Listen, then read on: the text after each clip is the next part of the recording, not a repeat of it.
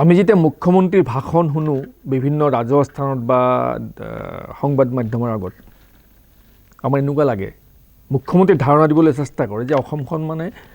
বিকাশৰ শিখৰলৈ গৈ পৰিণত হৈছে ইমান বিকাশ হৈছে অসমৰ এতিয়া মুখ্যমন্ত্ৰী ডাঙৰীয়া মই কেইটামান কথা মুকলিকে জানিবৰ মন আছে মোৰ যে বিকাশ মানে কি বুজে বাৰু অসমৰ মুখ্যমন্ত্ৰীসহ 5জনমান মন্ত্ৰী আৰু তেওঁলোকৰ পৰিয়াল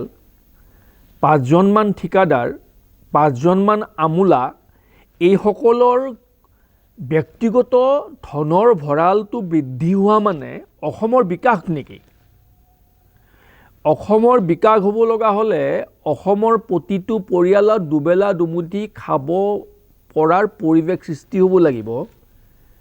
কোনো পৰিয়ালতে অভাৱ থাকিব নালাগিব সাধাৰণভাৱে জীৱন নিৰ্বাহ কৰা পৰিৱেশ এটা এখন ৰাজ্যত থাকিব লাগিব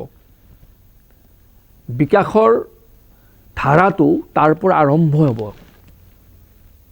কিন্তু আজিৰ দিনটোত অসমৰ গৰিষ্ঠ সংখ্যক পৰিয়ালত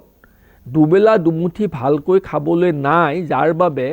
হিতাধিকাৰীৰ সংখ্যা বৃদ্ধি কৰি মুখ্যমন্ত্ৰী ডাঙৰীয়া গৌৰৱ অনুভৱ কৰে এখন ৰাজ্যৰ 70-80% মানুহক হিতাধিকাৰী সজোৱাৰ পাছত সেইখন ৰাজ্যৰ বিকাশ হৈছে বুলি কোৱাটো কিমান হাস্যকৰ হ'ব পাৰে এখন ৰাজ্যৰ 70-80% মানুহে 1250 টকাত প্ৰতি মাহে পাবৰ বাবে দীঘলীয়া শাৰী পাতি থকা পৰিৱেশলৈ লৈ যোৱাৰ পাছত মুখ্যমন্ত্ৰী কৈছে ৰাজ্যখনৰ বিকাশ হৈছে এইটোতো বিকাশ বুলি নকয় এইটো বিনাশ বুলি কয় অসমৰ সামগ্ৰিক ব্যৱস্থাটোত মুষ্টিময় কেইটামান পৰিয়ালৰ হাতলৈ অবাধ গতিত ধন আহি আছে ধন আৰু সম্পদ কেইটামান পৰিয়ালৰ হাতলৈ অবাধ গতিত